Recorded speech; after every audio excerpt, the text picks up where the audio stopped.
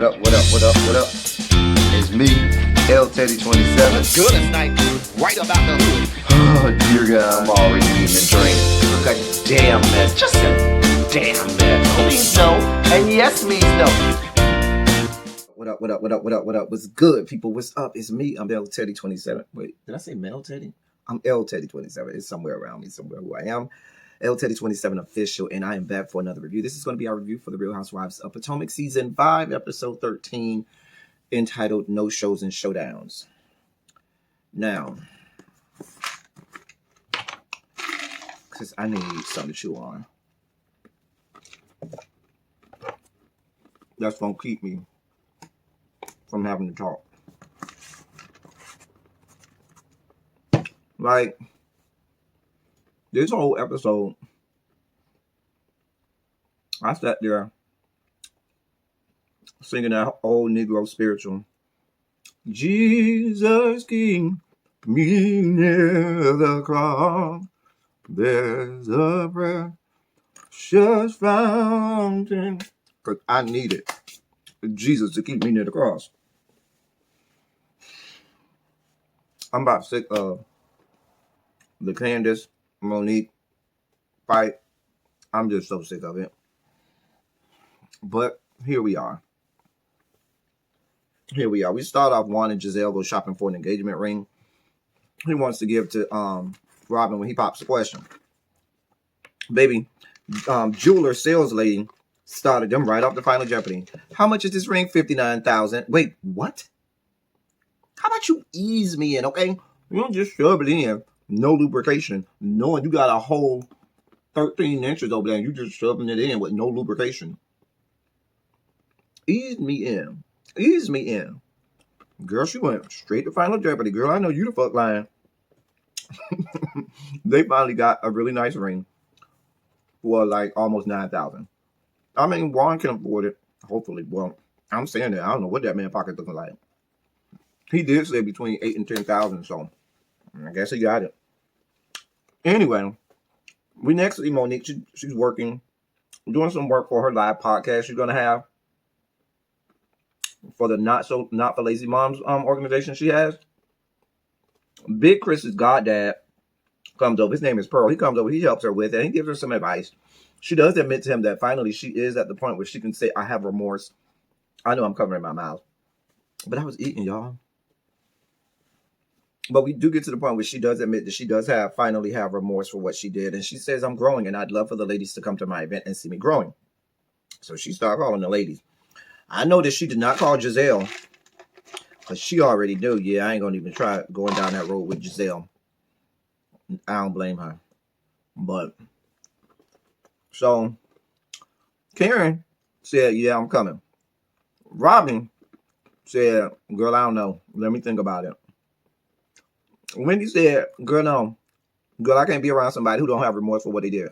Now, I think the guy that was very smart in what he told her. Because just like it took her some time to show remorse and get to the point where she was ready to say, I shouldn't have did that to Candace. It's going to take the ladies some time to get over the fact that you said you don't have no remorse. And you would do it again. And some of them may not ever get over that. And that is their prerogative and their choice. And you can't force them to. These are the consequences that you have to face when you do bad actions. There are consequences.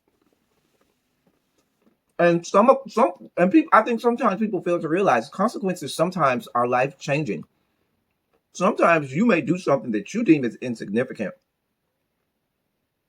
And that little insignificant thing may be life-changing. It may have life-changing consequences.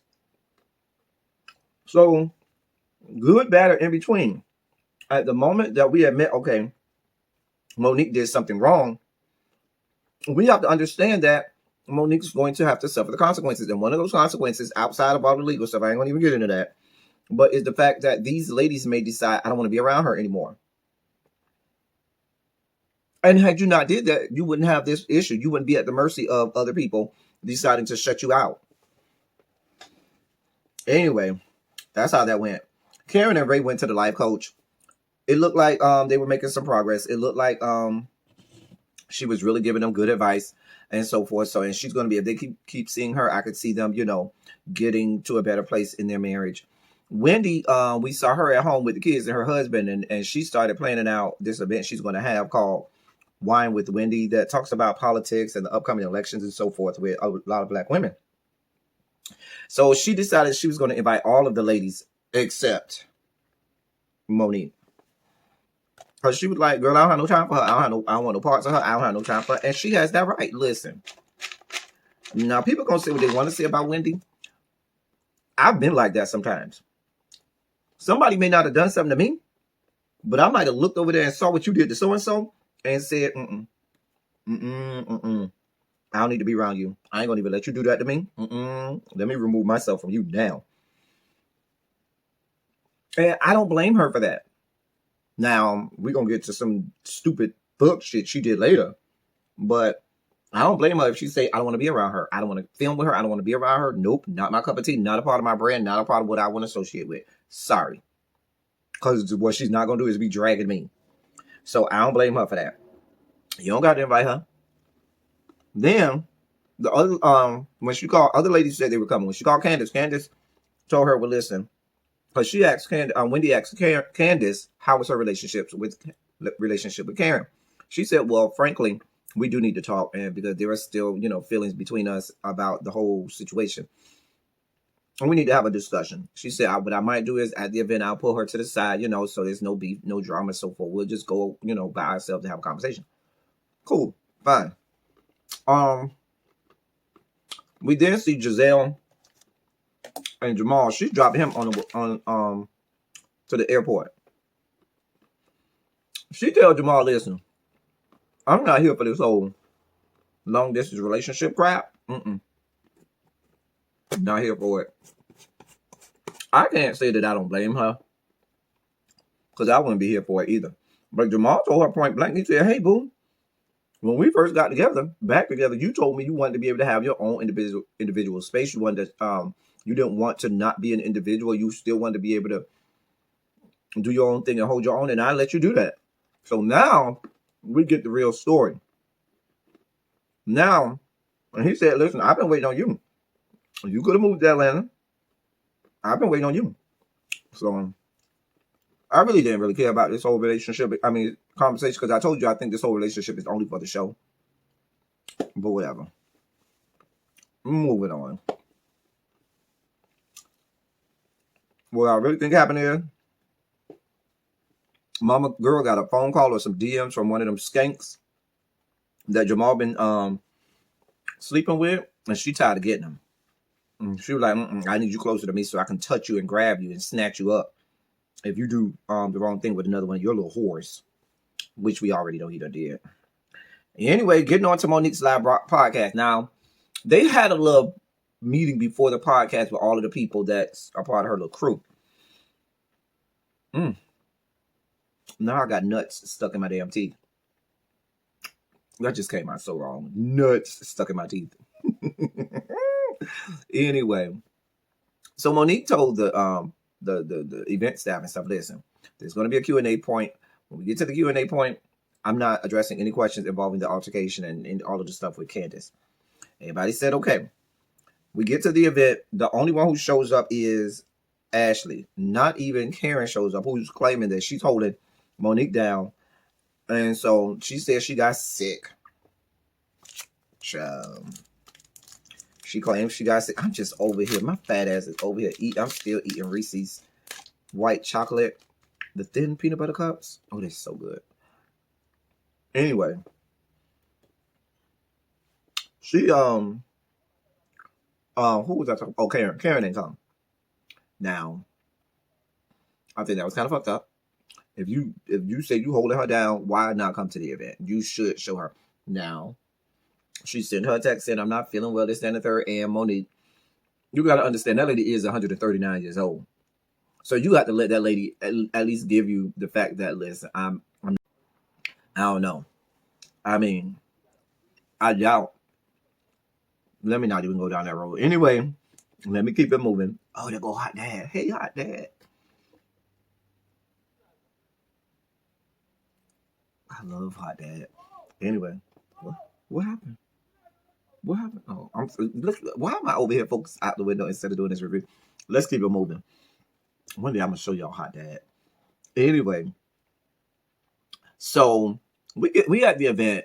Monique's talking to Ashley all about, she's changed. She wants the girls to see that she's changed. She's remorseful now, this, that, and the third. Oh, yada, yada, yada. And let me say this. I know Ashley has good intentions and so forth,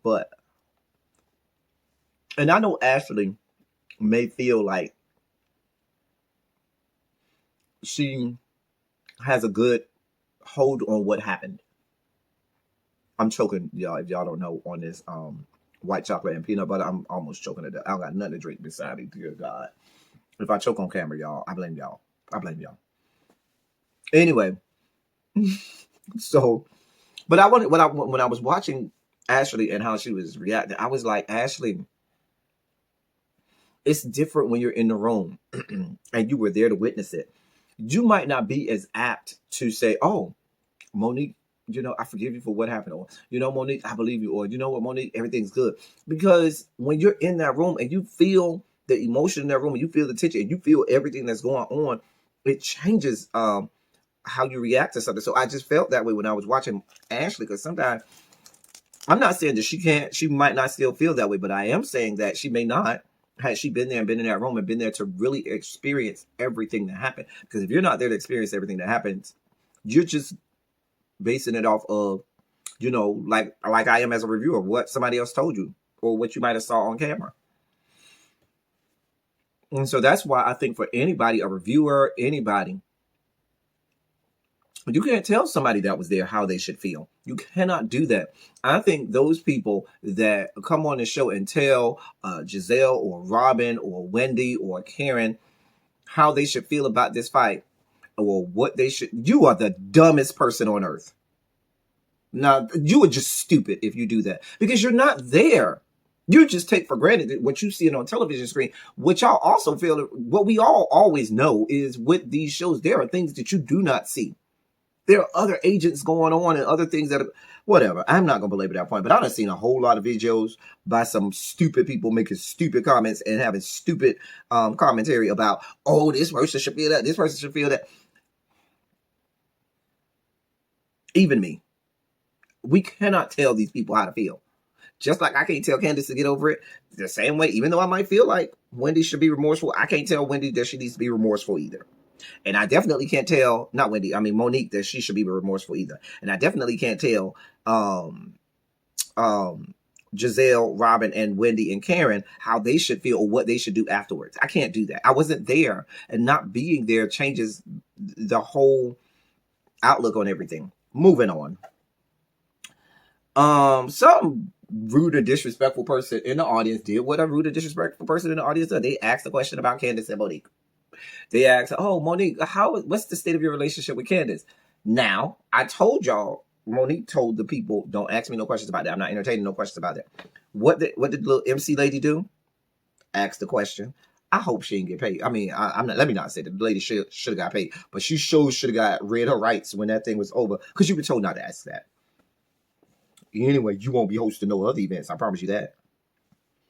We then see Robin and the whole family go bowling. The boys are there. Juan is there. Robin's parents come through, and they all go bowling. So Robin finally has a conversation with her parents and let them know, about the tax situation, and they talk about that. When Robin goes to the bathroom, I sound real ghetto and real alley bathroom. When Robin goes to the restroom, Juan has a conversation with the boys and with Robin's parents about him, his plans to propose to Robin. And so, everybody was okay with it and so forth. Moving on. I mean, I'm happy for Robin. If you got a man that wants to marry you, I mean, a cute man too, like Juan, go ahead. I ain't mad at it. They got cute little kids too. You know what I'm saying?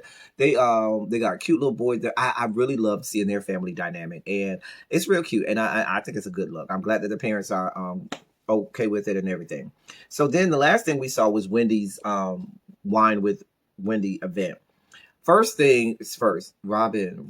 Last week it was that dress. This week was that wig. Oh dear God. Oh God. Can somebody tell me what Raggedy Ann doll she got that off of? Like, Hey, I know nothing about hair, makeup, women's fashion, clothes, nothing. I did not get that part of the gay gene that was interested in anything remotely having to do with women's clothes, fashions, makeup, or none of it. I didn't get that part.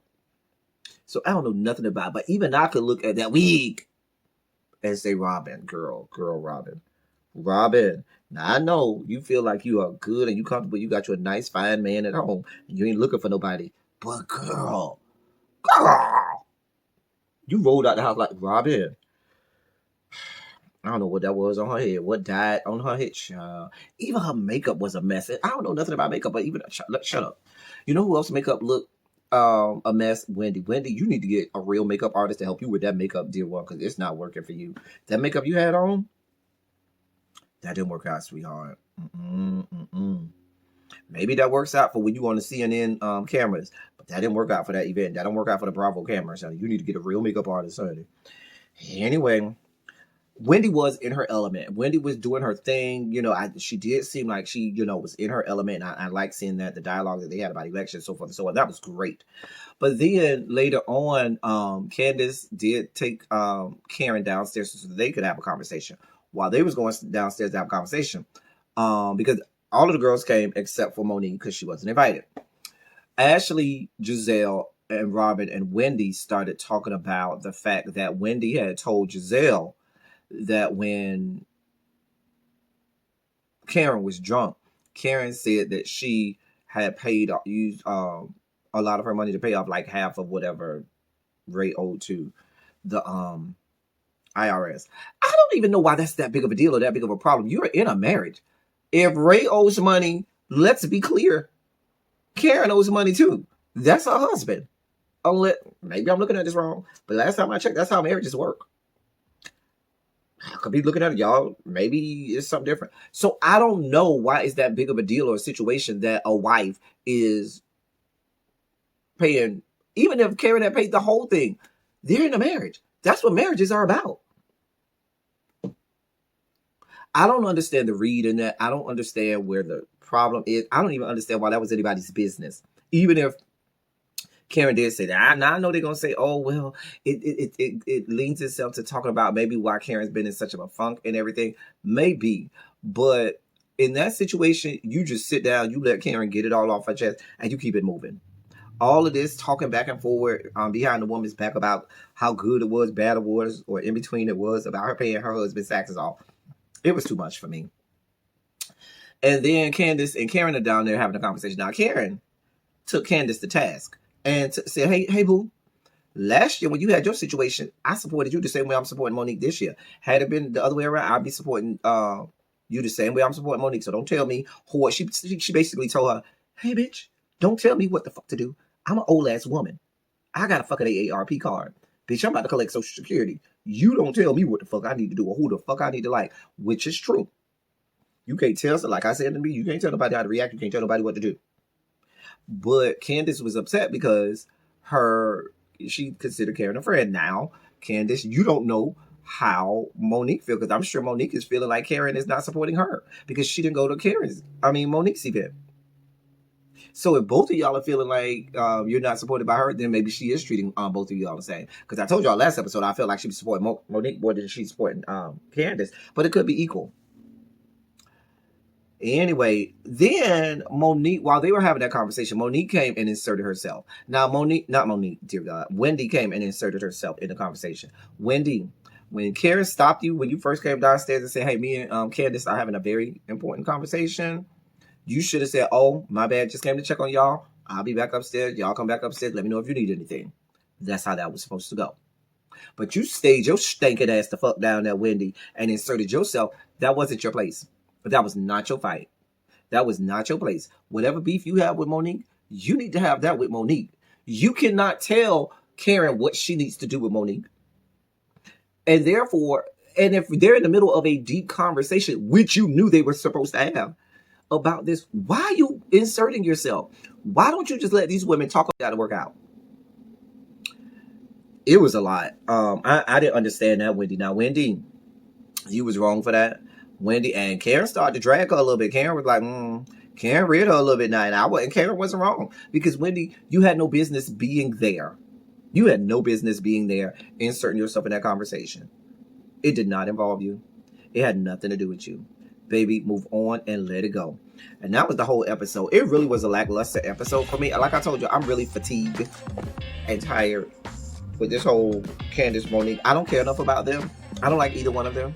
I don't care enough about them to keep going on and on and on and on. This to be the whole storyline, the entirety of the season. I just don't got this kind of time. But I guess nothing else they have going on is television ready or worthy.